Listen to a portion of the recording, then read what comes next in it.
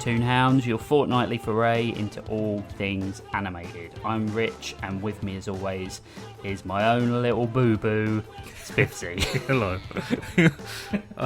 Boo-boo. What are you doing, mate? Yeah, what are you doing? The voice acting was so funny. I loved Snagglepuss. Yeah. Because I always love Snagglepuss, and even someone doing a bad Snagglepuss impression is really good. Like the amount of exit stage left jokes there were. Oh, Christ. Did hurt my soul a little bit. We haven't said what we're doing yet. No, we're having existential crisis and being miserable because we're doing Babies 2 today. I guess they're teenagers now? ...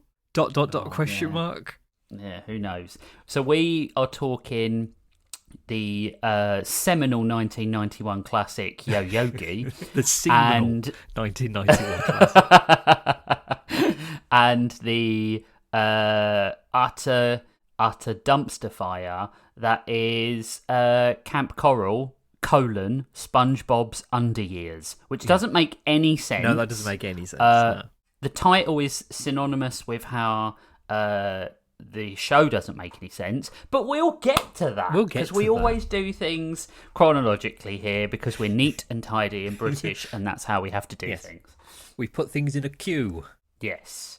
I don't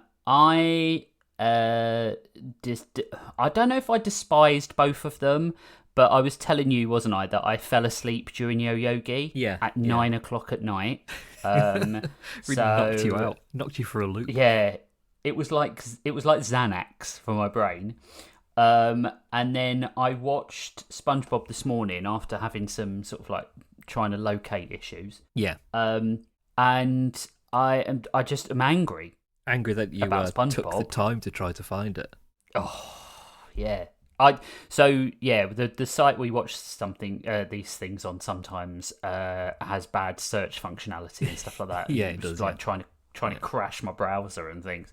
So we should start ranking things by how easy they are to find online and how legally it is possible to watch these things. Yeah, I mean, both of these 1 out of 10. Yeah. I don't want to download Now TV or Paramount Plus in order to watch fucking SpongeBob Kamp Koral or whatever it's called. Yoga. Kamp Koral SpongeBob's Underyears. It doesn't annoys make me. Any sense. It annoys me so much that it's K's. It's Kamp Koral, like it's Mortal Kombat. It's really dumb. It's I just don't think you should ever do any kind of acronym where there's more than one K in a row. Because then you're sorting yourself out. You're waiting for the third K. Yeah. The kids of Kamp Koral. I think we'll get onto Kamp Koral, but it feels like a show designed by marketers rather than comedians.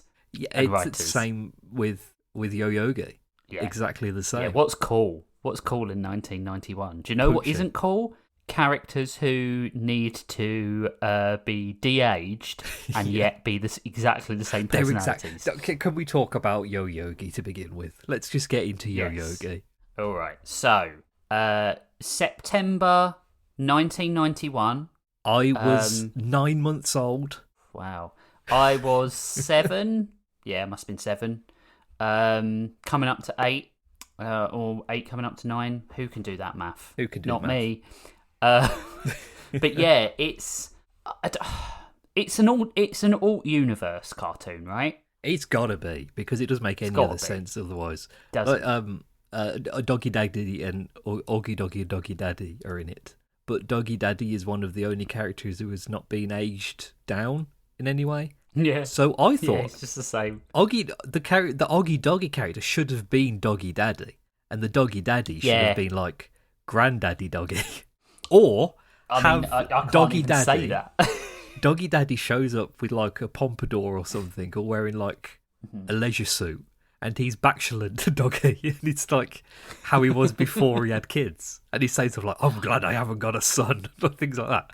Yeah, and Augie having to prove that he's his son. Yeah.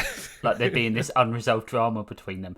I like your first option of Doggy Daddy being aged up and him being like this wasn't the same in my day, and Augie Doggy trying to be like, Dad, it's okay, they're just kids, that sort of thing. Like, they're for a new generation. They're a new hip generation. They're the MTV generation, Doggy Daddy. What is it with Hanna-Barbera and the reluctance to get away from teenage detective work? It's so funny, isn't it? Like they have to fall back on that every time. I mean, I am quite glad that they gave them something semi-unique to them as teenagers, rather than just being literally the same character as they are as an adult. Like, if it was teenage Yogi Bear trying to steal picnic baskets, it wouldn't work, because it would literally be Yogi Bear, but he's wearing a cool jacket. Cool jacket, yeah. Because the characterizations and like the mannerisms and stuff, they haven't changed at all in this. No, but they are literally the same characters. Huckleberry Hound is maybe less grumpy, slightly. Yeah, but that's about it. That's the only way in which any of the characters have changed. Yeah. Dickie Dastardly is exactly the same as Dick Dastardly. Yeah, he just rides a Muttley is the same, tricked out bicycle instead of his mean machine. It's the same thing. Yeah, it's exactly the same. It's the same design and everything. Like, Snagglepuss is meant to be a cool teen. He rides around on roller skates. He wears a puffer jacket. He wears a varsity jacket. He has sunglasses. He's so queer-coded. That flip up. He has those like with the glasses with the sunglass visors on top of them. Really cool stuff. While saying "Heavens to Murgatroyd" and exit stage left every 5 seconds. Really theatre kid vibes from him. But yeah, that was it. He was like the improv, doesn't know he's queer yet. Yeah. Improv kid, who is overcompensating. That's what it felt like to me. It's just so weird. Like, oh yeah, they've done it a lot better in Jellystone, where it's kind of the core of the characters, but modernised without it falling back on tropes and tired catchphrases all the time. Yes. Because, like, individually, all of the characters are in Yo-Yogi. I can watch one of their cartoons without being sick of them after 11 minutes. Yeah. Despite the fact that they're saying the same jokes. Even stuff like that's a little bit more cliched, like Magilla Gorilla or Pixie and Dixie, right? Yeah, yeah. Like, it's fine in small doses. Yeah. But those small doses have been building up over time for the past, 80 years. Well, it'd be 50 years by the time this came out, wasn't it? When it was Flintstones, 47 or something, I don't know. Yeah, yes. So it was it's been building up a bit. But by the time it got to this point, all of the characters put into one location, all saying their own catchphrases and all having the same tropes that they did in the past. It's like a waterfall, falling on top of you constantly over the course of 22 minutes. And it is so tiresome to watch that I can only hear Yogi Bear say, "I'm smarter than the average bear," so many times before I want to shoot him in the face.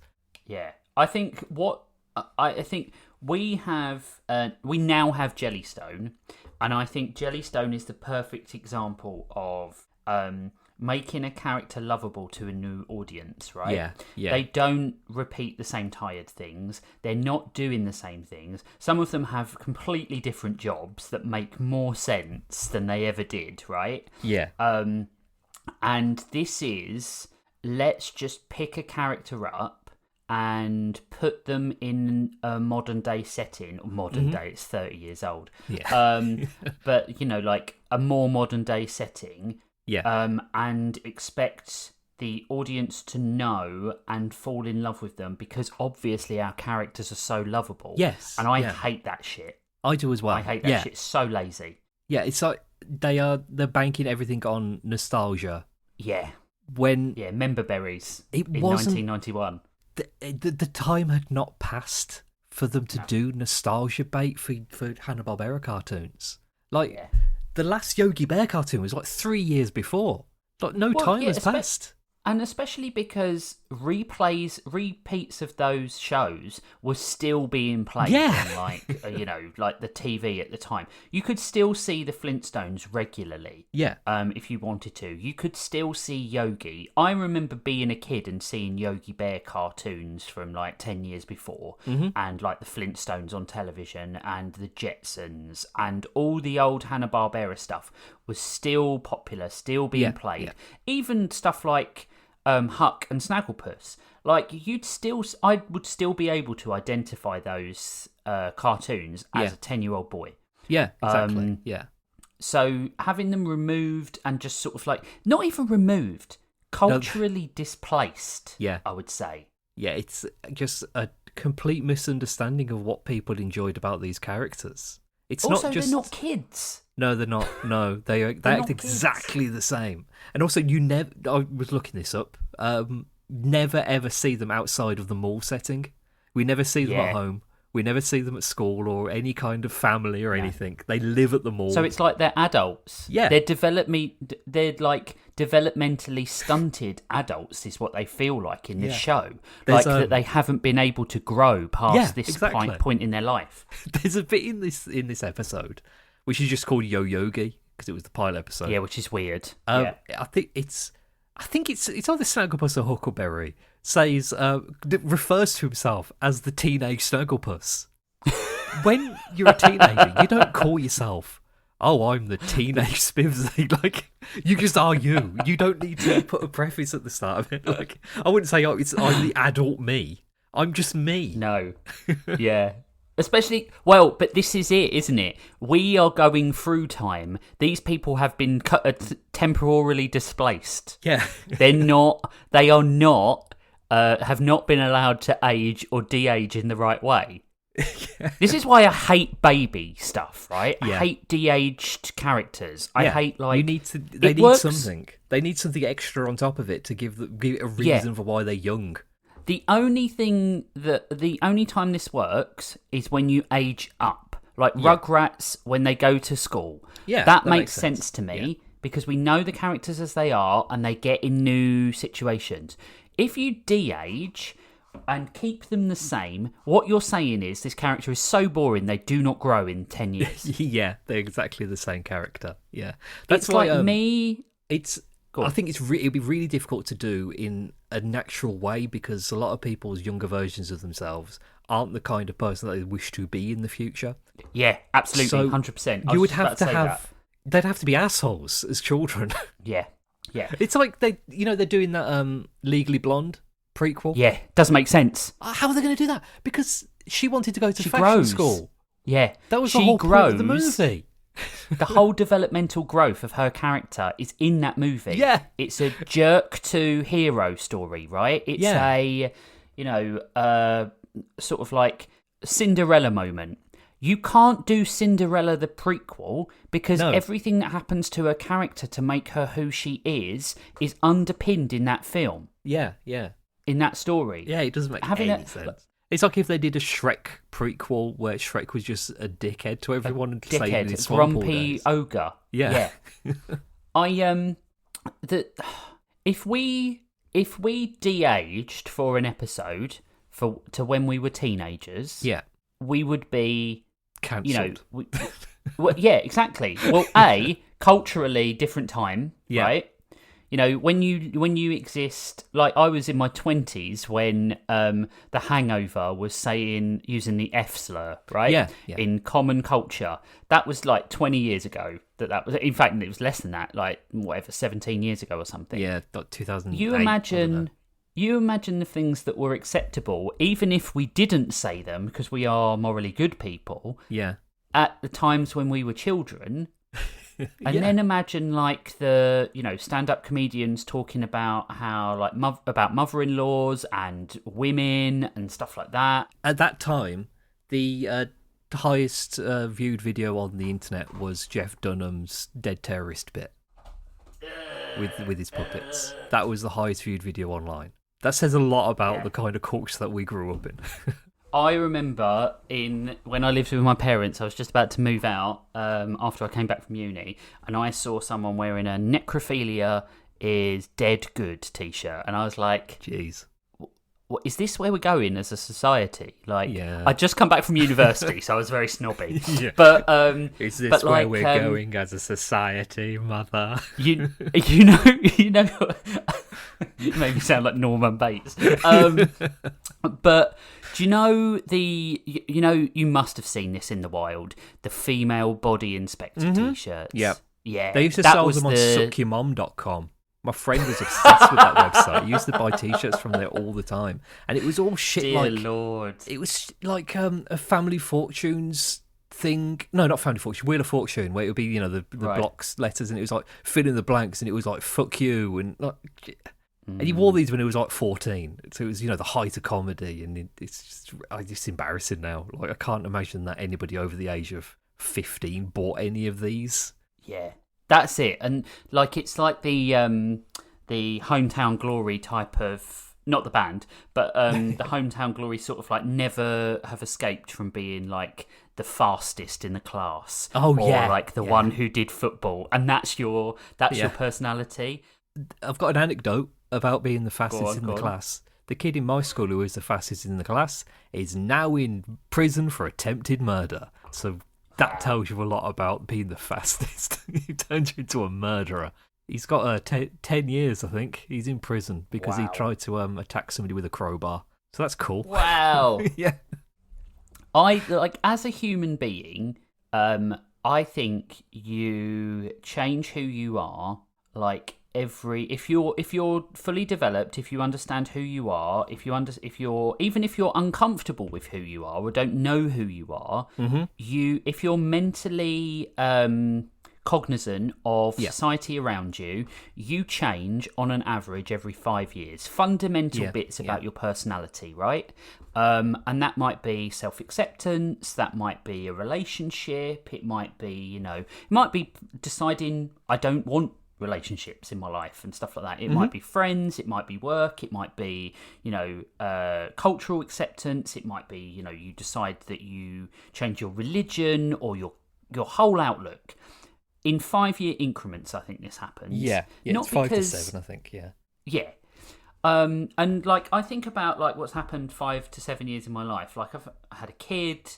And before then, like I was struggling with depression and anxiety, so put those building blocks in place to sort of like do that. I had cancer, like those sorts of things. You go back and you think, like if I go back 14 years ago, I was married to someone else. Like, it's crazy. You're a different person all the time. You're constantly growing and evolving. You're not the same person as you were. I don't think you're the same person you were yesterday. Like everything changes you in some, tiny fundamental way. Like I was thinking this. That how weird is it that 14 is only 5 years after 9? Because a 14 and a 9-year-old could not be more different.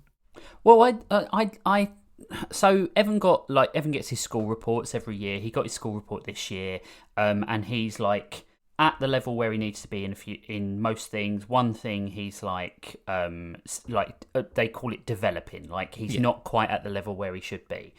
And Rachel and I sat down, and I had my typical response of like worry. If he doesn't get this, he might not to him, obviously, but privately to Rachel, he might not get this. And then Rachel was very emotionally intelligent, obviously more so than I, and said his brain is still developing. Yeah, he's going to develop at a totally different rate than us. He is where he needs to be in lots of things. He's not falling behind. Anything we want to do, we'll just, we'll find a fun way for him to engage with that over the summer holidays. Yeah. And I was like, healthy way of doing it. Absolutely. Absolutely. But there is a real thing about the worry, Yeah. But like he changes, like if we change every 5 years or if we change minutely every day, he changes every week. Yeah. Like he's almost like a different personality some weeks. And you're like, where has this come from? I mean, I remember being a kid and like changing my personality based on what I'd watched on the TV. Yeah, I'm really into skateboarding this week, like that sort of thing. It would be really fun if like the thing you were worried about him not developing the right way was something really specific. Like he's not understanding the endocrine system, and you're getting all worried that he's going to change the entire course of his life because he doesn't know what the water cycle is. He is so Evan disengages with things that he isn't instantly the best at, which I do sympathise with. I do that. But like his writing got really good to the point where he was like one of the top in the class, and then all of a sudden people started achieving what he was, and he was like, well, I'll just let that slide a little bit. Is that like physical writing or like imagination writing? His imagination writing. Oh, okay. So all of a sudden he is trying to do things really fast and tell a story in a paragraph rather than tell a story in a page, you know. Like man went out, died, the end, you know. And it's like, this isn't a story. Look out, Ernest Hemingway. I mean, it's still better than Ready Player One. So, but you know, like your first reaction as a parent is like, oh God, this is going to be forever, isn't it? Because it's happening now, and you think it's happening you treat it with your same glacial pace, aging brain.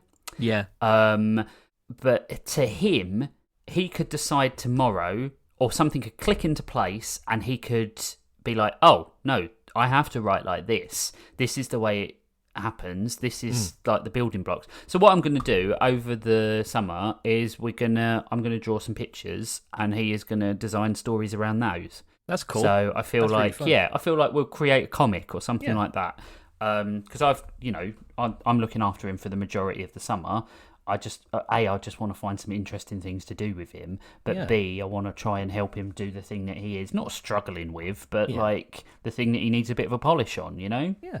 It would be cool to do like a game, like a video game. Do some game dev. Yeah. There was on Reddit the other day, there was somebody asking about art supplies to get their daughter, and they were asking like, how do I tell them that I want them to continue doing art because they're good at it and they enjoy doing it without making it seem like homework? Yeah. Which I think would be a really difficult thing to like level. Depending on the personality of the child you were trying to do this for. Like if when I was younger, if somebody against my self-imposed wishes wanted me to be good at something, I would do everything in my power to not want to do that thing anymore.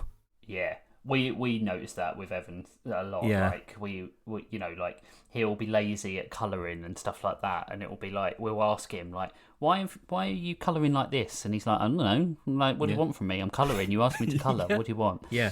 And it's like it's difficult. I think the key to it is doing it with them. Evan is really responsive when you are like, let's do this together. And it could be like he loves helping me clean. I don't know why.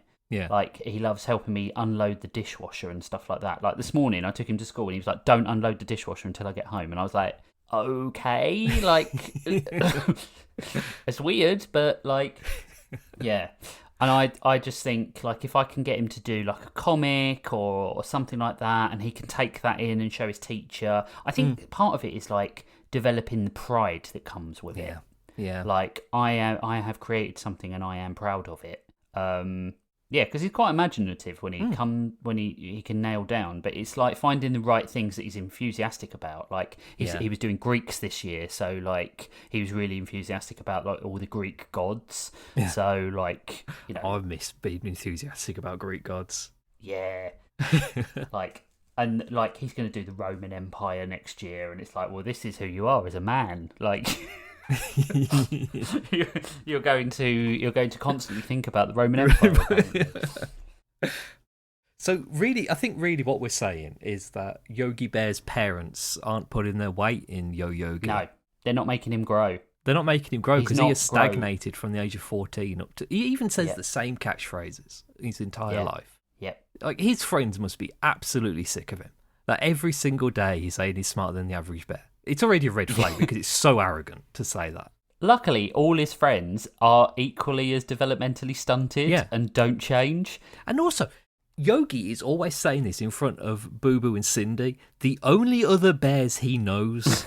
So every day he is saying to them, I'm smarter than you. You're average. Yeah. I think something that has changed is they've all become nudists. Oh, yeah, they all take the clothes off. Yeah, that's weird, isn't it? Yeah. Yeah. Boo Boo do you think doesn't even wear a hat anymore. Do you think they did that in Yo Yogi because of the not wearing clothes and it wasn't very cool anymore, so they wouldn't be able to like do it? Nudity? Are you telling me there was a point when nudity was cool? No, I mean like it wouldn't be cool for them to be teenagers doing that. Like not That's cool it. as in cool. I mean cool as in like acceptable. Acceptable. Yeah. There was right. So we talked about this slightly before we started. These shows have been designed by a marketing team, not by writers, right? And I think there was a puritanical person on the marketing board that were like, they're children. They must wear clothes. Yeah. Otherwise people will think that Yogi and Cindy are doing it. Yeah, and like, and then they say, that well, couldn't be further from is it okay if we just my don't thoughts. give Yogi pants? Is that fine? Yeah, that's all right, yeah. Yeah. As As long long as as he's got his his tits bare covered. wiener isn't hanging Yeah. out. But like, at no point watching Yogi Bear do I think, oh, Yogi and Boo Boo must be having a relationship, because in the original cartoon they're both naked. They're both don't naked and they think sleep in that. the same bed. They sleep in like a Yeah. big furry bed in the cave together. Yeah, They're married in Jellystone, canonically. yeah, They got married there for you the go. tax break. But So like, what- they should have done that in Yo Yogi. The thing I don't get about Yo Yogi is like, the one thing. aside from the reason Everything. why it exists, It's aside very from the reason why it being. exists, is if they are meant to be just the same characters, like they are all developmentally stunted and all this stuff. Mm-hmm. Why did they bother giving them a job alongside it? Give it like a some manner of structure when it seems just really arbitrary and pointless. Because they could Yeah. just be teenagers doing teenager things. You don't need to give them a job. That's what I just don't understand the reasoning behind it. This is why this is such a throwback to people who obviously liked Yogi and Boo Boo and the old Hanna-Barbera cartoons. Because you think about the things that were out or coming out, and it was like things like Powerpuff Girls, Ed, Ed and Eddie, and they are chaotic characters. Yeah. These characters are not chaotic, they're narcs. Yeah, they are. They're yeah. like, They're working we for- must do a job. Ranger Smith. We must wear clothes. Yeah, exactly. They're working for the authority. They are abiding by all the rules that adults impose. They're constricted by clothes. Boo Boo has a skateboard. He never does a trick on it. No. No. I feel like if you're going to do this kind of show, you have to think about who the character is in the moment. Not necessarily their personality, but like what they do in their show. So like Yogi and Boo Boo's thing is stealing picnic baskets and living in the woods. Yep. Huckleberry Hound has 1,000,001 jobs, but he plays the banjo and the guitar. He's slightly musical. Snagglepuss is like a stage guy. Yeah. Why don't... Is he? I don't know. I don't really know what Snagglepuss does. You'd have to do the children version of them in like a way where it would go towards that Lead point. into that? It would Yeah. lead into it, yeah. So you'd have like, Yeah. I don't know, Boo Boo with an eating disorder. yeah. Or Yogi Bear is really into theft. That's the problem with these Yeah. characters. Like they're not really got much going on in their lives in the future. They're very Here's the way formulaic characters. Here's the way I'd punch it up then. You have Dickie be Dick Dastardly, not Dickie Dastardly. Yeah, it's just and you'd called have him own the mall. Yeah. And the mall would be exclusive, or it'd be a country club. Yeah. And you'd have it that only the rich and the powerful can get in. And these characters are like, Snagglepuss is an Amdram kid. He wants to go in and, he wants to be part of the scene. And Huckleberry is like, maybe he works part-time there. Yeah. But he hates his job. Huckleberry and Yogi, wants to go and have a sherry in the lounge. Yeah, he's the upper class person who he's got delusions of grandeur. Yeah. And Yogi and Boo Boo are like, they're keeping us out. They're the anti-establishment chaos agents. And Yogi and Boo Boo don't really give a shit about the country club or being a member of it. They're just mad that they're not allowed to be. Yeah, So and they're Cindy's like the insider. They're getting in costumes and stuff to break in. Yeah. They're like, Yeah. you could have like Yogi and Boo Boo dressed up as golfers, and then something would happen, and they'd all go "Yo, Yogi," and like Boo Boo jump on his skateboard. And writes itself. Yeah. Yeah, it does.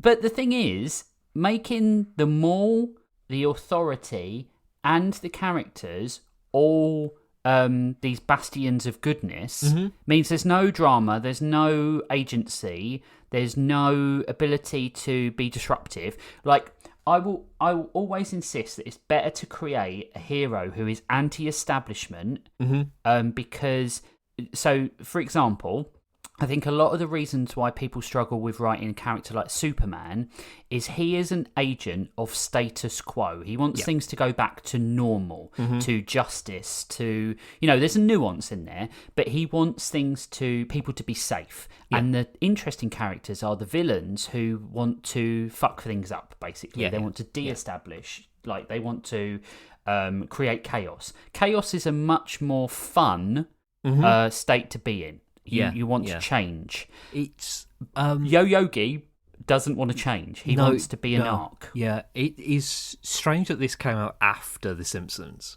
because 1991 was the height of Bartmania, where it was all cool and people wearing t-shirts and riding around on skateboards, and like graphic tees were a thing and all this stuff, and spray painting. Yeah, and none of that translated into this. Like, it had been absolutely 2 or 3 years of Simpsons mania, and none of it ended up in Yo-Yogi at all. A show about teenagers in the 90s. That's really strange to me. Let's think about some other cartoons that were popular during the 1990s. Tiny Toons, chaotic. Yeah. Rugrats, Agents of Chaos. Animaniacs, Agents of Chaos. Yeah. Ren and Stimpy, Agents of Chaos. Yeah, it was wild Darkwing in the 90s. Duck. That was the point, yeah.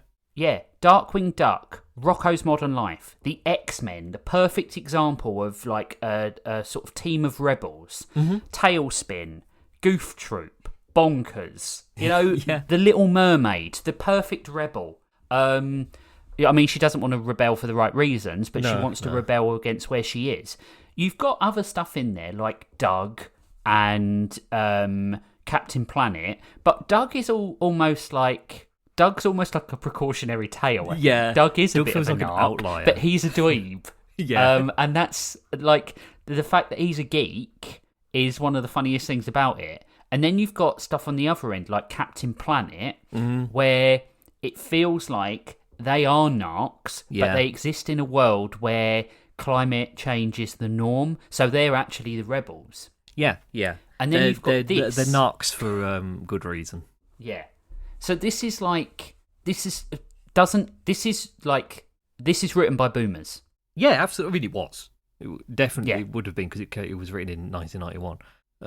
It's like I just couldn't see the reasoning behind any of this. It really is just like, we need to make these characters cool. It's the 90s. They need to be rebooted and revamped, and we need to make them cool. And then they just didn't. They didn't do any of that. They gave them cool clothes. They gave them, like, Technicolor dream coats and all this bullshit. And then didn't do anything else with them. They're the exact same characters.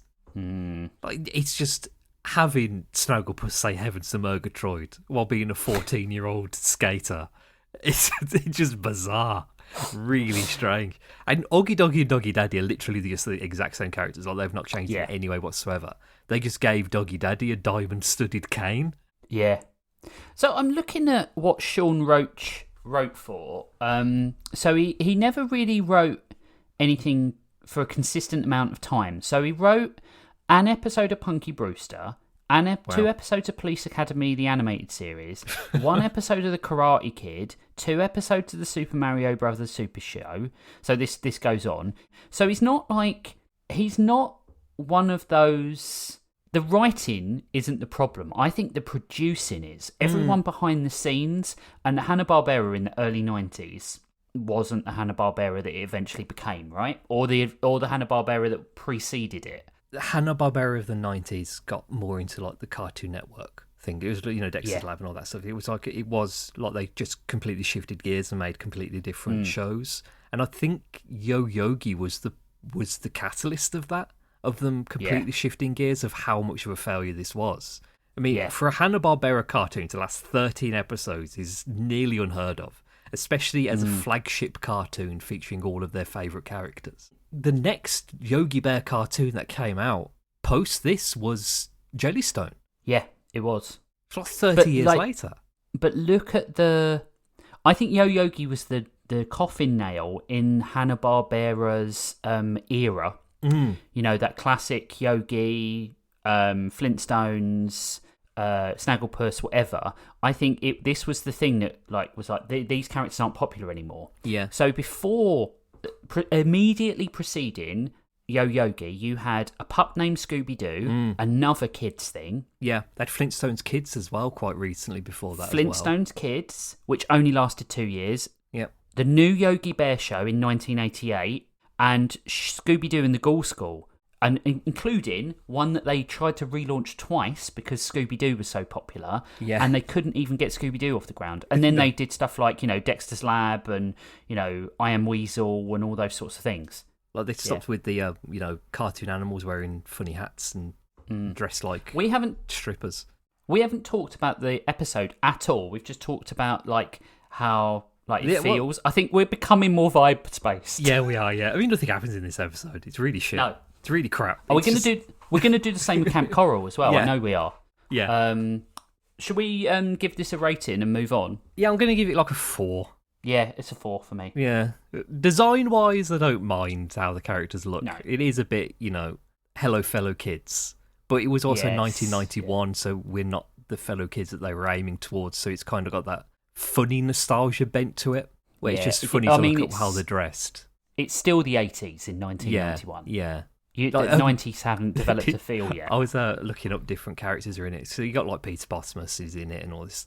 They own shops in the mall. There's a fly going around my head and it's really pissing me off. Magilla Gorilla is in one episode as Magilla Ice, and he's a singer. I mean, that's funny. Oh, and also Pixie and Dixie in it. Pixie and Dixie, I don't know are in it. Get away from me, you fucking fly. Christ.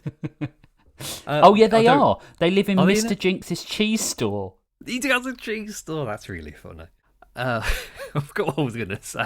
That fly's just completely taken out of me. What was I talking about? Magilla Gorilla. Magilla Ice was in it. I'm trying to backtrack my mind. It's not working though. I've got a list of who was in it. Hokey Wolf is the mayor. Dingling Wolf is his photographer. Dingling Wolf. Loopy de Loop works as the Jellystone Mall's picnic basket food court salesman. Atom Ann is the superhero. Quick Draw McGraw and Babalooey were Wild West themed entertainers in the mall. That classic thing you have in malls, the Wild West themed entertainers. Lippy the Lion owns the Precious Jams and Gems store. Peter Potamus ran a plant shop called Peter Potamus's Plant Palace. That's terrible. Snooper is a crime-solving celebrity. Blabber ran the Crooks and Books store. And Mr. Peebles owns his own pet store. Also, Granny Sweet made one appearance in the episode Super Duper Snag and Barely Working. Secret Squirrel, Hardy Ha. Don't know. Granny Sweet is... she's from Atom Ant and the Secret Squirrel Show. Oh, okay. And Squiddly Diddly are also teens that visit the show. Oh, man. Yeah. It's embarrassing. It's embarrassing. I would give it a 4. I think it's watchable. I don't know if it got its feel in later episodes, but it only went on for 13 episodes and was cancelled. Yeah. Because it was shit. It was shit. And they said, well, kids didn't like that one. They must hate Hanna-Barbera now, so we won't make anything else for the next 30 years. Yeah. And I don't think then Jellystone came along. Yeah, Jellystone came along, saved it. Great. But I think Jellystone is by far the best Hanna-Barbera cartoon. Oh, absolutely. It's not 100%. Even close. No.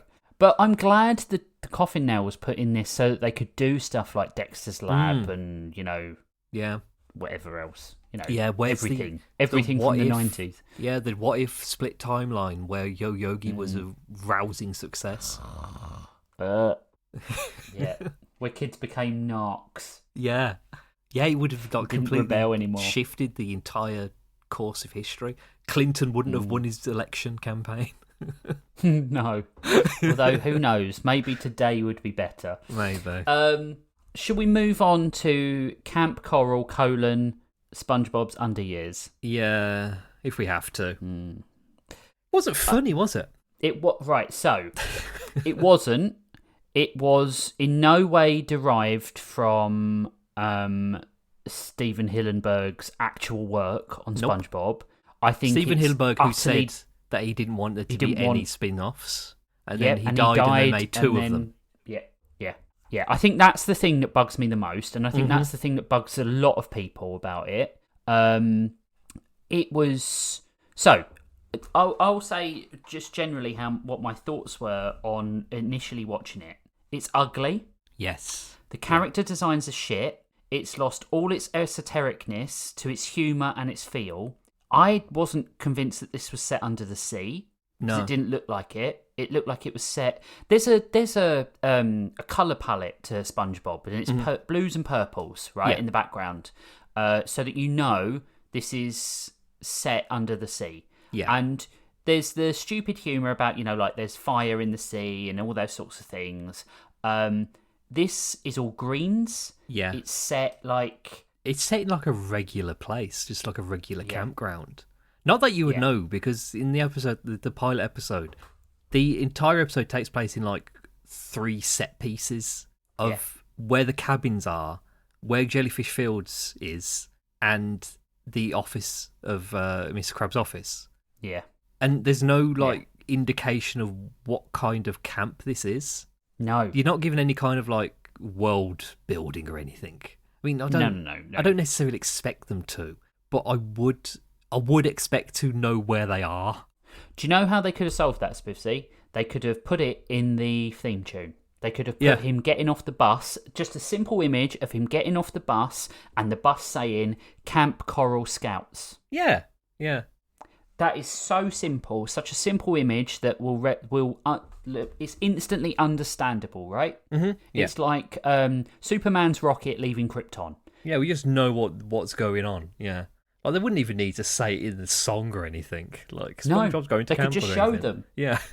You could have the funny image of SpongeBob gets off the bus, takes a deep breath, and puts his arms wide, and then all the other kids get off the bus and trample him. Yeah. That's the usual thing they do. Yeah.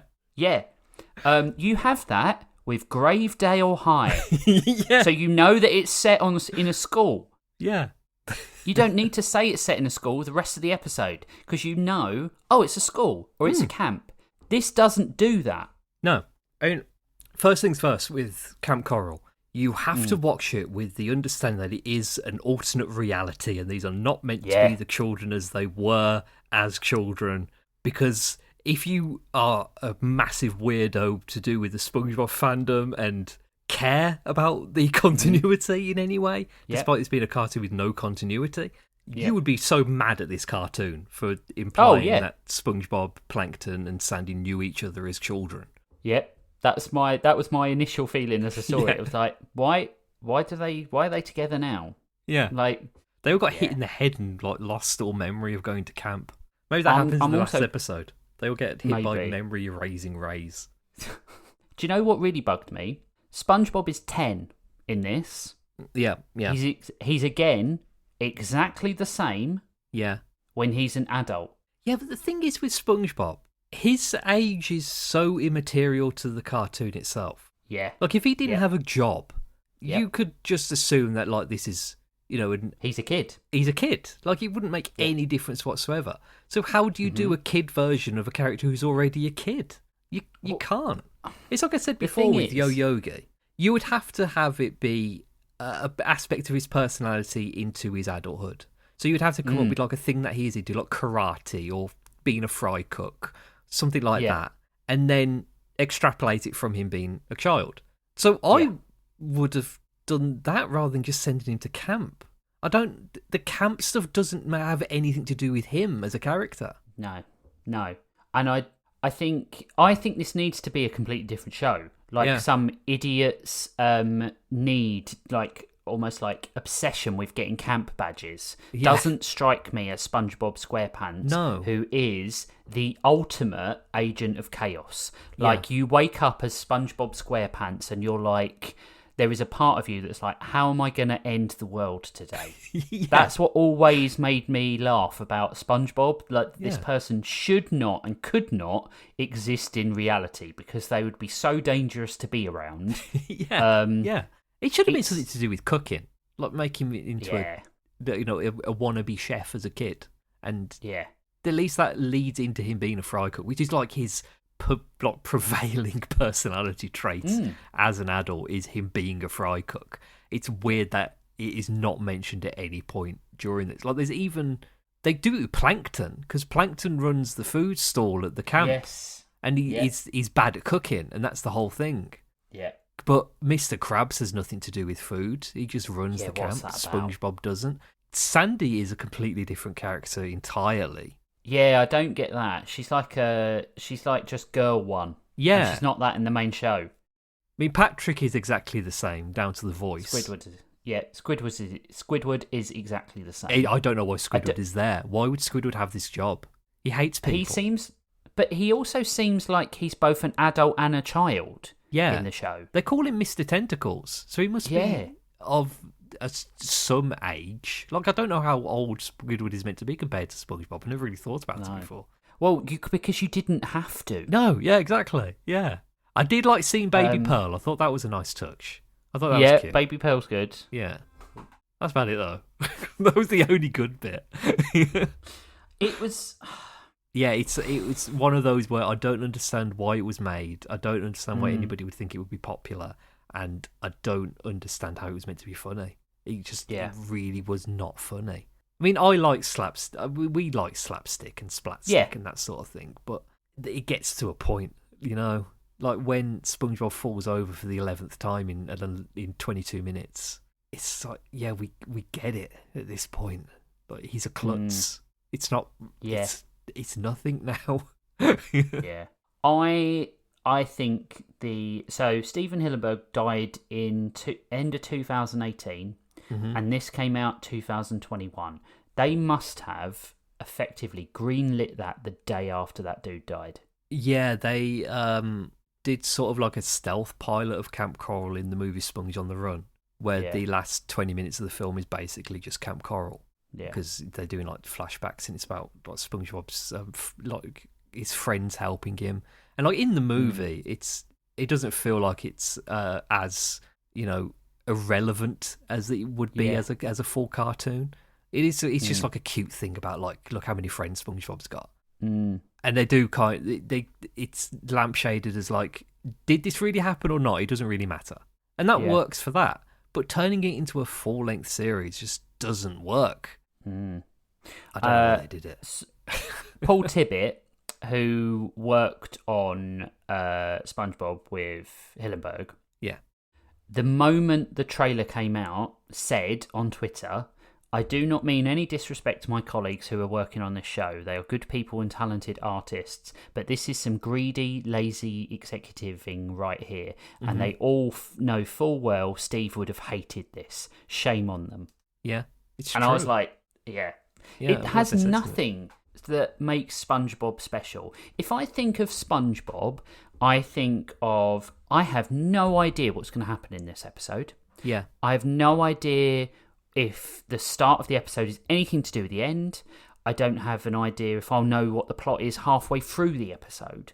It could be just like, it's almost like just like whichever synapse fires in the writer at that moment in time after they finish the last sentence is where we're going. With this, I knew what was going to happen from the moment it started, and it was boring. Yeah. It was boring. And it just kept going. Like, both of us stopped halfway through and thought that it was over. And then there was 11 minutes left. Yeah. I don't know. It didn't need to be 22 minutes. So I'll read the synopsis for the episode. On the first day of jellyfish season, SpongeBob fails to catch a jellyfish. That is the first 10 minutes of the episode. And I thought that was it. I thought that was the joke. I thought that was it. Yeah. To help him, Sandy and Patrick disguise Squidward as a jellyfish to lure in SpongeBob, but immediately a monster attacks. The monster eats Squidward and rampages across Camp Coral. SpongeBob escapes the monster and saves the day, gaining the Save the Camp from a Monster badge. Yeah. Which the saving the camp from the monster bag is one of the few jokes that works in the episode, I think. Yeah. Because that's just, it's silly humour. And then they immediately ruin it by putting a hat on the joke and having Sandy ask why there's a save in the camp from a monster bag. Yeah. Just bad writing. I think one of the reasons that SpongeBob SquarePants is so special is that it is a perfect example of how animation can appeal to both kids and adults. Yeah. Sitting on the sofa, watching it together. No, everything simplified, nothing over-explained, just it's funny. In the case of when SpongeBob came out, it appealed to children and college stoners, which is the exact demographic you want to hit when you make a cartoon, I think. Yeah. But I'll watch a as a 40-mumble-year-old person, I can watch an episode of SpongeBob and still find it really funny. Not because I watched it, not just because I watched it when it, was first out, not because everyone who I knew loved it, because it's still funny. Yeah, I mean, I think it goes to show the staying power of the first 2 or 3 seasons of SpongeBob. That there's still memes about it, and people understand the memes and know where they come from. And those episodes came out like 25 years ago, maybe more. I don't know when they came out. Yeah, like was, the "Who are you people" thing with Patrick looking under his rock, and there's all them people under there. Yeah, that's never going to go away. People use that constantly. The SpongeBob getting out of the chair meme, still used regularly. Yeah. The "I'm all right, gonna head out." The thing is as well with this episode, SpongeBob narrative works in really short, sharp spurts, right? You normally had 10 minutes an episode, 2 stories in an episode, right? Yeah. They do that after this pilot. But this first episode is so fucking long. It's so long. And if it's like a 22-minute thing about them being in a new location, you would think most of that 22 minutes would be establishing what the status quo of this series is, like who the main characters are, what roles they play, and all that kind of stuff. We barely see anyone. We see Plankton for 2 seconds that he's working in in the food industry, and nothing happens with him. We don't really get why he's there or anything. Squidward gets quite a lot of stuff, but he's just exactly the same as he's in the regular cartoon. Mr. Krabs is in it for 2 seconds. So why make it 22 minutes long? We're not getting enough out of what this new kind of series is to need it to be that long. I think you could have stopped at why make it. I think it's utterly unneeded. Yeah. And unnecessary for the continuation of what is a beloved franchise. Yeah, it's money grabbing. It's not doing anything. Yeah, absolutely. And it feels like that from moment one. Changing to CG and trying to appeal to a new audience feels like a cash grab because SpongeBob was on a high at the moment. And it also feels like, let's take this work and change everything about it. So, make the animation different, make the characters a different age and in a different setting. Let's change the colour palette and the shadowing.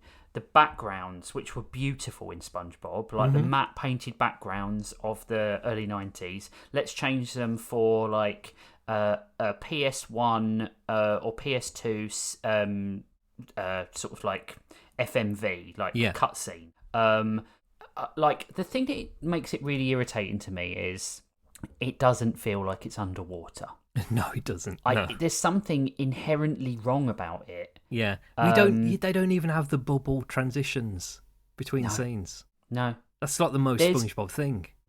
The 2 biggest esoteric comedies of the 1990s were Love It or Hate It, and we can't watch it now, and we'll never watch it for Toonhounds. Ren and Stimpy and SpongeBob, right? Yeah, both completely different feels, and at the binary opposite of pessimism and optimism, right? Yeah. SpongeBob was this shiny, bright, explosive thing, and Ren and Stimpy was for the anxiety-ridden, the depression, the Gen X. Jokes about exactly, the MTV generation of pessimism. They worked incredibly well in the 90s. There is a reason that SpongeBob endured, and it's because positivity is always more enduring than negativity, right? Yeah. This is not positive. SpongeBob I don't think is it's like anything. depressed in the episode. It's not. Yeah, that's the thing. It's not anything. You're right. It's not anything. The stuff that happens in this episode could have been put onto literally any cartoon. Yeah, if you took any cartoon and put them in a camp, this episode could have happened. Yeah. What is the camp thing that we watched that was really good? Camp Laszlo. Camp Laszlo. Also starring Tom Kenny. Yeah. But that made sense to me. Camp Laszlo makes sense. Yeah. It feels new more characters, like and we got a to be camp. introduced to them over the course of the series. Like with this, And we already know who everybody is, but they still don't tell us who anybody is. No. Like, I think there are certain things. Like it's. I mean, did they think that nobody watching this? Even I mean, we're saying this as adults, but I do think that kids think about this kind of thing as well when they're watching cartoons. Oh yeah, like they're even not if they stupid. don't think explicitly about it. Yeah, they don't. Like kids would watch this and think, why is nobody saying anything about plankton being there? Why has nobody ever mentioned any of this? Yeah. I mean, it doesn't make. I don't Kids know pick why up on the shit all the time. Yeah. Kids pick up on the shit all the time. We think they don't, but they're smarter than they are. They think about things like chronology because it's how their brain starts to order things, right? Yeah. And there are certain liberties you can't take with things without making it like, you know, the difference between X-Men 97 and X-Men Evolution. Right? Yeah. Completely resetting the story. You have to make it abundantly clear when it is an alternate reality or not supposed to be related to this other thing. Like calling it X-Men Evolution. You know that it's not meant to be the X-Men characters as kids. It's just another world, another rendition of this. If they started this with like SpongeBob in bed dreaming and then it turns into this, then you have a basis of understanding for when this is supposed to be taking place or why it's taking place. You don't think, oh, this is them as kids. Yeah. I mean, my fundamental issue with it is that SpongeBob already feels like they're kids. Patrick and SpongeBob feel like kids because when they go and do anything with Squidward, he is the grumpy adult who's like, I can't deal with your shit anymore. Mm-hmm. If you met someone like SpongeBob in real life, we are the Squidwards, right? Oh, yeah. We are I can't deal with this thing. But it's funny in a cartoon. Mm-hmm. In this, SpongeBob is supposed to be younger, and yet I would say he is less chaotic. He wants to get a badge. SpongeBob, I mean, he would be obsessed with it, but that's such a boring thing to be obsessed with. It's really boring, yeah. Yeah. I cannot describe how... I cannot think of another product that has so been unable to capture the magic of its predecessor. Yeah. Yeah. It is bizarre how badly they fumbled this. Yeah. Yeah. And even taking away like SpongeBob. Yeah, even take away like the idea that they should have made this anyway because it was completely against Steve Hillenburg's wishes. Yeah. It's just not a good show. No. It's not funny. The plot was boring. Like, I don't know how this lasted two seasons. Well, it's only 13 episodes as well. Yeah. So 2 seasons, but 39 episodes. Sorry, 39. I was reading the article wrong. Okay, I think with CGI they must have animated this so in advance. Yeah. Because it must have taken a fucking age. The moment his body was in the ground, like like the animators are put back into the studio.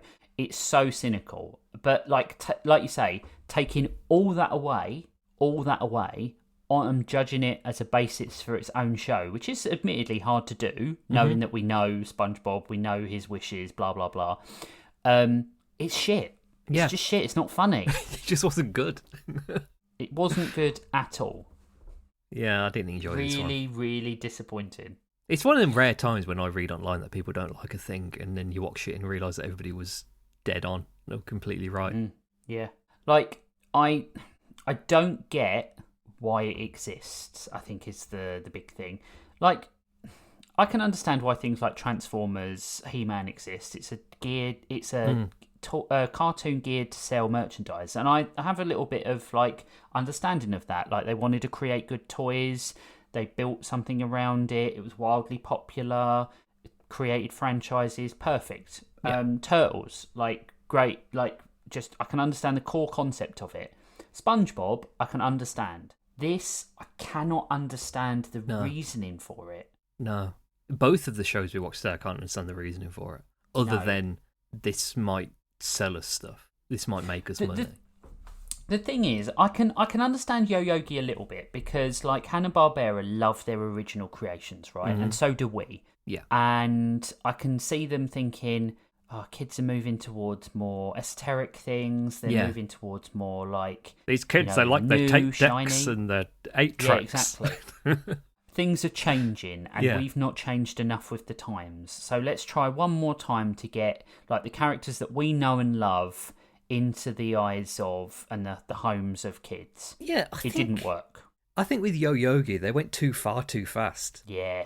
There's no middle ground, is there? No, like if they, had a show in like 1989 where it was kid versions of all of these characters, but not looking, like they're like this with like the baseball caps and stuff. They were just kids and in a school together or something. Though at least you'd have like a stepping stone towards this kind of thing.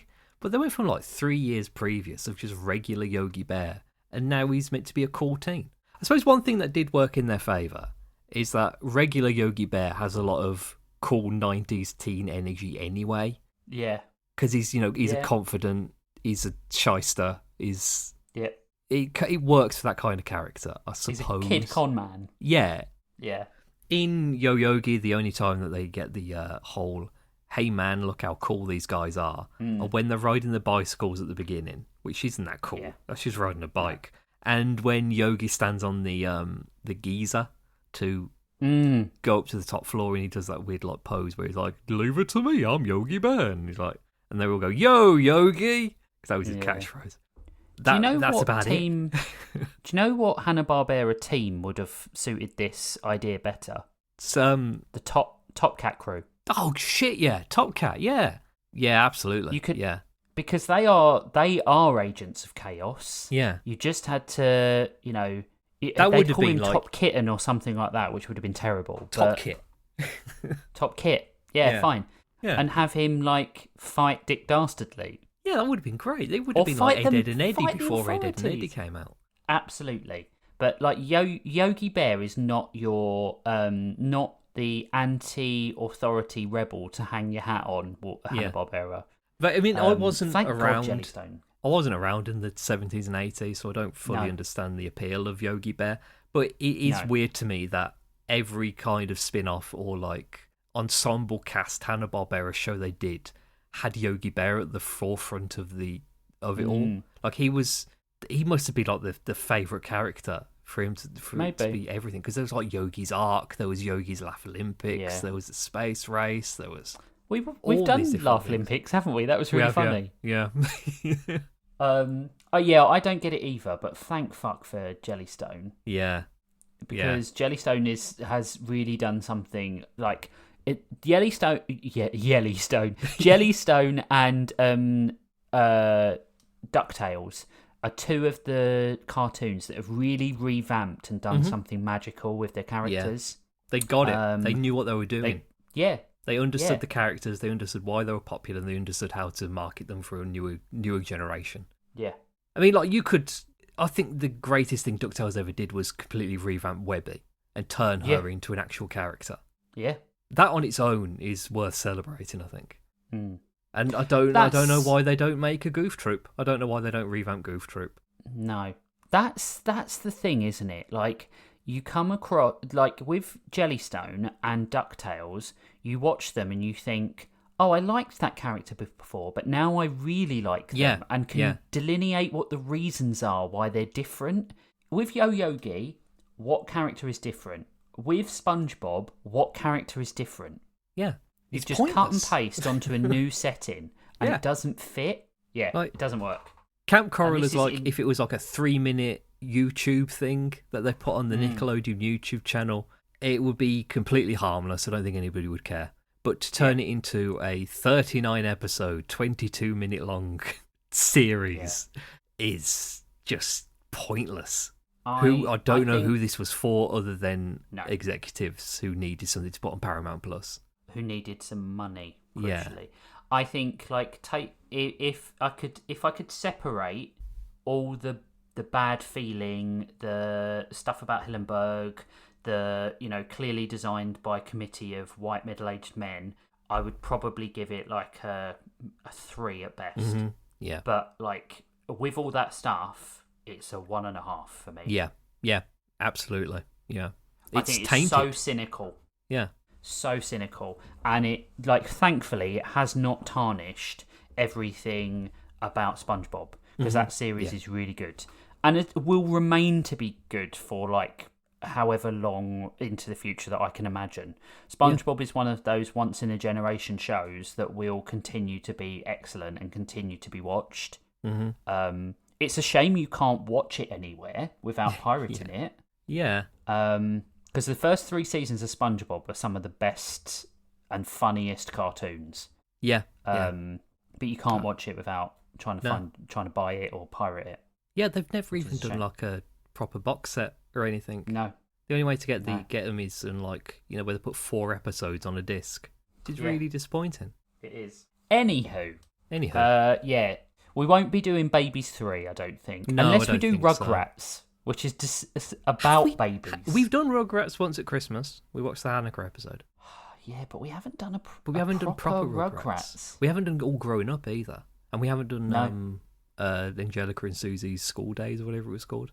Mm-hmm. I don't think we'll be doing that one. I never watched it. No. But we could do a Rugrats special. We could do We a have Rugrats done special. it for certain cartoons. We have done specials. We did Batman the Animated Series. Yeah.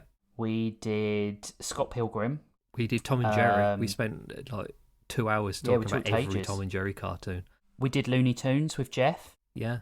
So I think like there are certain properties, certain projects that I think are worthy of their own theme, and I think Rugrats might be one of those. Yes. We did Simpsons, yeah.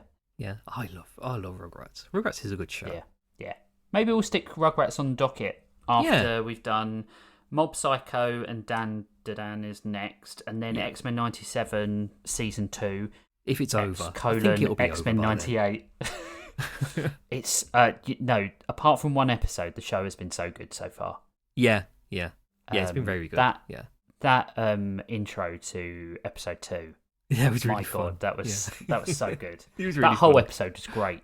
Yeah, I really enjoyed that one. Jubilee is a have good you watched character. the 4th one? Yes, that's Age of good. Apocalypse Part 2, is it? Yeah, Reign of Apocalypse. I think I've seen it. Reign I've of probably Apocalypse. seen it. I don't think there's a new one out until tomorrow, is there? I'm not going to reveal what happens at the end of the episode if you haven't. You've got to make sure. Oh, then yeah, I have seen it definitely. Yes. Yeah, Right. yeah. Okay. Yeah. But like they're doing really well again with this show. Like, yeah. It's third good. one was a bit of a setup for the 4th, and I understand why they did it now, because it felt very boring when I was watching it at first. But yeah. Okay, so we'll do Mob Psycho and Dan, then we'll do X-Men 97 season 2 X-Men 98, and then we'll do a Rugrats special. Did we have anything else suggested to us? I don't remember. Can't remember. Can he remember? V wants us to watch Chainsmoking Cat. What the fuck is that? It's an anime on Netflix. It's about a cat girl who's a chain smoker. Sounds good. It's meant to be quite good. It's getting like okay, quite popular, and it's like I think there's like a bit where they smoke weed in it as well, which is like unheard of for an anime. I'm seeing if we've got checking my big book of bullshit for anything. The big book of bullshit. Scott Pilgrim, Initial D and Red Line, Muppet Baby and Tom and Jerry Kids, SpongeBob, Camp Koral and Yo Yogi. We did the Mouse May, Scott Pilgrim. Yeah. No, we've got nothing on. So if you want to suggest anything, not you, Spivsy, but you, the audience, although you can, Spivsy, as well. But yeah, I will anyway. About that off air. My suggestions are usually just, we're watching this week. Yeah, but sometimes we have to do that, right? Yeah. Because we don't get the suggestions. But you can head over to Patreon and join, and then you can join the Discord, and then you can suggest some new themes. I think we should create a section on the Patreon so that people can suggest themes. That's a good idea. It gets lost in the shuffle a little bit, so we should probably do that. Have we got any electronic mail this week? Do you know what? I've got absolutely no idea. Let me have a look. All right. So while Spivsy's doing that, I'll talk about how you can support the show. So as I said, head over to patreon.com/toonhounds, support us there. we do this for love of the game, but we would love to be supported financially by you. So if you want to chuck us a few quid, then head over to patreon.com/toonhounds. You get access to our Daredevil podcast that we do because we're big horn heads. I am in the middle of the Charles Soule run at the moment, reading through. It's been a bit of a slog because there are some really good stuff in the Charles Soule run, and there's some stuff like the 10 Fingers stuff that I'm just like, I don't care about this at all. Yeah, that's a stupid character. They need to put him in a movie. Yeah. I can't imagine 10 Fingers with new Netflix Daredevil. It just wouldn't fit. It'd be really funny. No. But there is clearly a point in the Charles Soule run where they decide, let's make them all look like the Daredevil series characters. Yeah. Because there's some Vincent D'Onofrio Kingpin as the mayor. Years before Born Again, I like thinking about Born Again. It's never going to get back to where Netflix was. No, it's not. No. I think and we it's have to sad. make peace Saddens with that, me. really, don't we? Yeah.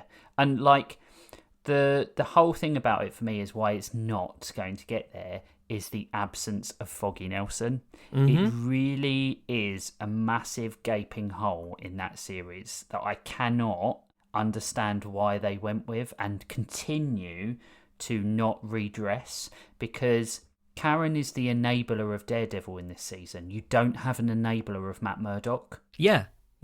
And you need one to create that duality. It does feel like there's parts missing from Born Again. Yeah. We have one email. Oh, cool. Uno email from Israeli Donut.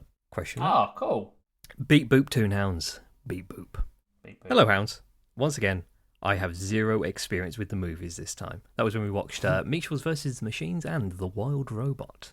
See episode 115. I don't know if it was episode 115, it might have been. Once again, I have zero experience with the movies this time. With the most exposure to any of them is the Yum Yum Good soundbite from the Mitchells vs. the Machines my friend likes to use on one of her soundboards. I should really bother her to put it on sometime for us. I guess there's also these stupid shitpost webcomics I've seen that pair up Roz from The Wild Robot with SpongeBob, Garnet from Steven Universe, and the Soldier from Team Fortress 2, but that's tangentially relevant at best. That is crazy. What a team up. That's like Tangled Dragons or whatever it was called on Tumblr, where they put Frozen and Jack Frost and Elsa and like they put them all together in one universe and they went to high school together or something. Actually, have either of you seen or played Team Fortress 2 before? Those Meet the Team series of animated shorts and their failed Adult Swim pilot expiration date are really good. I have seen them. I never got into it. Never really played it that much. I never played it at all. I had the orange box because everybody had the orange box on Xbox. But mainly to get Portal. Portal and Half-Life 1 and 2. Yeah. But yeah, I never really played it because I didn't have Xbox Gold and you needed the live thing to be able to play it online. And if you don't, it's not really a game. No. I naturally shun all multiplayer online experiences now because of how obsessed I got with Gears of War and how good I got, so I can't do it anymore because I have a very addictive personality. I just don't like playing with strangers. I don't like talking to strangers. I'm not going to do it on an online game where one of them can like turn around and call me a slur. Just not fun to me. I like humbling strangers who think they're good. But that's not a that I've learned in my life now that's not really a healthy way to engage with other members of society. I used to like people would have played more than me and they would have played offline, so they like have built their sort of like badges and medals and like their rating and stuff like that. And I used to regularly, like, just relish in destroying people who were, like, 50 levels above me, who had, like, re-upped 10 times, and I'd only re-upped a third time. And, like, because I sometimes restarted my account. And that was fun, going in with a restart account where people were, like, chatting shit to you and, like, being a dick, and you would just fucking annihilate them. And I used to love that. And not say a single thing. Yeah. Just be like, but I had a horde squad that I regularly met up with in the mornings before I went to work when I used to work evenings, and we used to talk, but we used to talk about nothing. That's like. And we used to talk about nothing, but we always used to be online at the same time. Like the moment I turned the Xbox on, someone would send me an invite into the game, and we all had like we had like rules where you couldn't be the same character. You had to focus on one thing. You know, you're either the guy at the back fixing or something like that. And I used to love stuff like that. Like, give me a purpose in a game and I'm fine. Yeah. But I can't do that anymore because I will just absolute 100% neglect every single thing else that's going on just to do that. Did you ever play Star Wars Galaxies when that was out? No. In that game, you could run a shop like it was a job where you could just stand in one place and serve people in a shop for like 6 hours. Like, I've never known another game have that kind of RP potential in an MMO. Like, it was insane. Yeah. That I know people who would love to just like have a township, you know? Yeah. And you could like just be the blacksmith in a game. Yeah. That's what they should have done with Red Dead Redemption. Yeah. They should have had people run shops. They should have had people Red Dead Online run the bar. sucked. Yeah, it did. And like GTA Online, I don't know who's still playing that game. I mean, what are you doing with your life? Like a similar thing. They have all those GTA RP servers where people are all role players, like bus drivers and stuff, and you just act like a bus driver. I love that kind of thing. I love like online LARPing. I think it's fun. Yeah. Well, it's the thing that you can do it without much investment as well. Yeah. And you don't have to worry about gatekeeping, how you look and things like that. Like, you know, LARPing is really popular with like queer communities and stuff, but there are still dickheads gatekeeping normally heteronormative people who gatekeep and like, you don't look like that person. You know, you can't be black and cosplay rogue. It's like, what the fuck are you talking about? Why not? Why not? Yeah. Yeah. I mean, they're not anything, real. It's not a real person. But if anything, that person is more likely to have an authentic Southern accent as well. So it's even more, you know, like in keeping.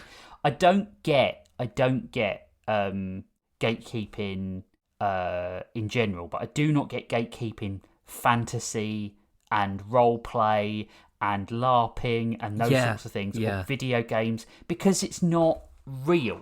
It's like, not real. Yeah. Yeah. Oh. Anyway. But no, I haven't played Team Fortress 2 because if I did, I would be addicted. The really important part of this email is talking about popcorn. I found your distaste for buttered popcorn last episode to be appalling. Butter and corn are an all-star team. How can you not love them together? Quite easily. I like butter and corn on the cob. Yes, that's different to popped corn. It's a different thing. Yeah. I mean, I think there's a level of hypocrisy to the world that people clown on the idea of... Can you hear that drilling outside? No. Okay, well, it's just me then. People clown on the idea of like buttered toast. Saying it's weird that people put butter on toast and not like mayonnaise or something. What? Yeah, that's a thing. Yeah. It's meant to be like a strange Britishism to put butter on toast. But putting butter on popcorn is fine. Hot butter on popcorn. Someone told me once that I shouldn't put butter on toast if I have peanut butter on it, because peanut butter is butter. And I was like, you're a fucking idiot. Peanut butter has no butter in it. No. Like, I mean, if it's a spreadable, if the thing I'm putting on a sandwich is spreadable, I don't put butter on because it's already moist enough. I don't need to put extra. I do. Like, but butter and jam is weird to me. Oh, it's not to me. I use salted butter though, because I like a bit of salt and sweet together. Yeah. So I will use salted butter and peanut butter, but my peanut butter is whole earth, so it doesn't have any bad in it. It's literally just peanuts. So I need some flavour to it. But I will put butter on. I don't do it. Never used to do it for Nutella because that's too sweet for butter. But sometimes I just love a bit of bread and butter. Lovely salted butter. Yeah, it's nice. I think it's weird when people say anything against it. But I think it's weird to put butter on popcorn. Yeah. It's gross. It's nasty. It's all oily. But the thing is, the thing is, sometimes it's like, I think we said this last time as well. Sometimes it's a texture thing. Yeah. I don't want like soggy popcorn. I don't want hot popcorn. I don't like. To be fair, I'll be brutally honest now. I don't think popcorn's all that. No, it's not really. No, I'll have it every so often for like the vibes. But yeah. Yeah. Yeah. But like if Evan has a carton of popcorn, because he always does when we go to cinema, because he's a kid. Yeah. But I will have a couple of bits, and I'll be like, yeah, that's me done. I'm done with that. Done. Don't need it. Don't need it in my life. God, I don't know what the hell they're doing outside. They're drilling right into the house. They're two rampant Toonhounds fans trying to get in. They're trying to get in. They're trying to tear down Toon Towers. You sure Gizmo hasn't found a way to use power tools? I'll have to shout the email. I also have to disagree with you on disliking sweet varieties of popcorn. Caramel corn and kettle corn are both really good. Caramel corn isn't popcorn. That's a different thing, isn't it? Yeah. Honestly, I'd probably recommend kettle corn if toffee popcorn is too much for you. It's too much for you. It's not we've been put on blast now. If you're too weak for caramel corn. You're gatekeeping popcorn. It's sweet, but not overwhelmingly so. Oh yeah, and the reason why popcorn tastes different than sweet corn is because it's a different variety of corn entirely. I had to look it up after you posed that question because I was curious as well. That's it for now. Bye, y'all. No, I've not changed my mind on popcorn. I'm on my soapbox, shouting to the heavens. I don't really dig sweet popcorn. It's not really my thing. I'm just not a fan in general. I don't know how that has become synonymous with the movie-going experience. Maybe it's because it used to be cheap. Maybe, cheap snack. It is really. It's like if you're going to snack on something, popcorn is pretty. Low calorie. It's not good for you, but it's not like as bad as opening a bag of fried crisps or chips and eating those. Eating a footlong in the middle of a movie.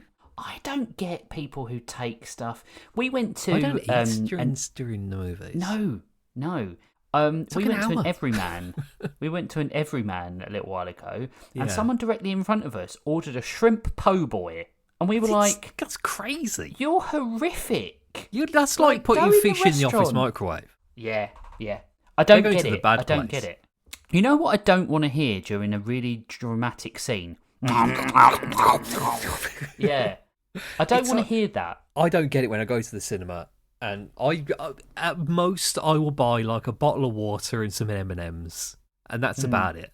And then I see people walking in, they've got like a tray of nachos, they've got 2 hot dogs, they've got Pringles, they've got a Coke, they've got a box of popcorn. I think, you're here for like an hour and a half. How hungry can you possibly be to need all of this?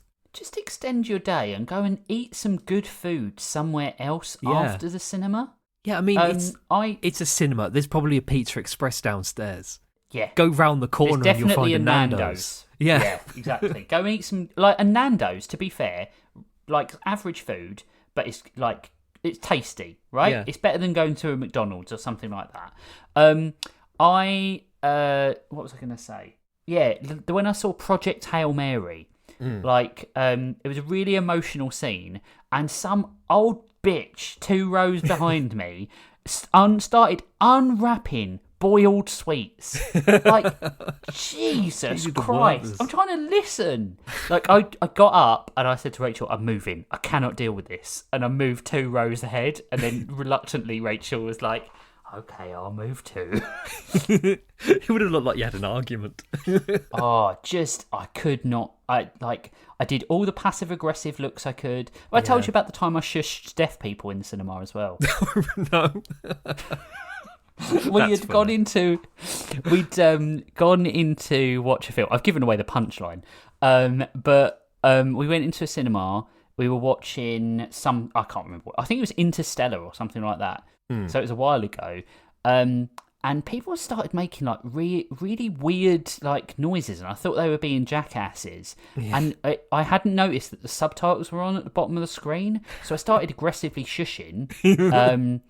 And it turns out we were in a deaf viewing. Thankfully, I hadn't turned around and done my deaf stares, but Rachel was sitting next to me, and she knew that we were in a deaf showing, and she let me shush more than once because she found it funny. It is quite funny, but don't do that. But I didn't mean to. I didn't know. Yeah, you did it on purpose. You weren't being ableist on purpose. Yeah. I didn't know that because I hadn't. If you don't read the subtitles, sometimes you don't notice them, right? No, I would notice them. I would absolutely notice them. Yeah, that's on you. It was an IMAX screen, so it was so big. I was like looking at the top of the screen, and then I felt so bad afterwards, so bad for so long. Yeah, there you go. Accidentally, I'm sure you've repaid your karmic whatevers from that incident by this point. I've adopted a kid since then. Yeah. I've earned my way back. You're on the level now. Yeah. But there you go. Thanks for that email. Thank you. Right. I think that's it for this week. Yep. Next week, psychic anime. Looking forward to psychic anime. That was. Yeah, so Dan and Mob Psycho will probably watch the first episode because it's just easier. It's easier for everyone. Then we don't accidentally spoil things for people who haven't seen the show before. Yeah. So if you want to watch along, watch those episodes. Thank you as always to everyone. If you want to send in an email, you need to send it to toonhounds@gmail.com. We answer all emails. If you're a fan of the show, long-time fan of the show, and you haven't sent an email, why the hell not? We love receiving emails. Even if you think you've got nothing to say, you definitely have. Because we're such opinionated assholes that you definitely could agree or disagree with something that we said. Tell us what you think of the shows. Tell us what you think of, if you're outraged that we haven't done your favourite cartoon yet, send us an email. I can't imagine what that would be at this point. Oh yeah, I don't know either. I know there's thousands of cartoons that we could watch, but sometimes I'm like, what do we watch next week? Yeah, we're running out of content. We're well overdue another comic episode, so I think we need to do a Spider-Man special. That's what we do next special. Yeah, that's true. But there's such a big amount of stuff. We probably need to do something like, some of the video game stuff like Hidden Level. I think would be good to do stuff like that. But yeah, we will reboot. If you want to suggest reboot, we've already done Shadow Raiders. For some reason, we're going to reboot Shadow Raiders. What do you mean for some reason? But yeah, if you want to suggest ideas to us, because we always run out, and sometimes we put together themes that are, I want to say shit. So I'll say shit. We're well overdue another weird episode because we enjoy a good weird episode. I found out this morning there was a Hanna-Barbera cartoon in the late 80s, which was the pets of the Universal monsters having adventures, and it was Igor looking after them. So they're like dog versions of Frankenstein and Dracula and the Wolfman, and not the Mummy. Wow. Yeah. Wow. So that would work on a weird one. Yeah. But if you think of anything, you people at home listening to us, or wherever you are listening to us, then just send an email, or better yet, patronise the show. Don't patronise us. I mean, patronise. Go to patreon.com. Patronise. Yes. It's hard, that one, because it does mean both things. It's like sanguine meaning hopeful and also bloody. It's like one of those things, isn't it? Yes. Can't remember Flammable means inflammable. What a country. Yeah. Right. Hope you enjoyed the episode. As always, take care of yourself in the heat, because it's fucking hot at the moment. Yeah, it's been pretty bad around, hasn't it? Yeah, I'm just sitting here sweating at the moment. But also, take care of yourselves. It's a dangerous, horrible world, but it doesn't have to be. It doesn't have to be. Spread some joy. Exactly. Right. See you next time. Bye. Bye.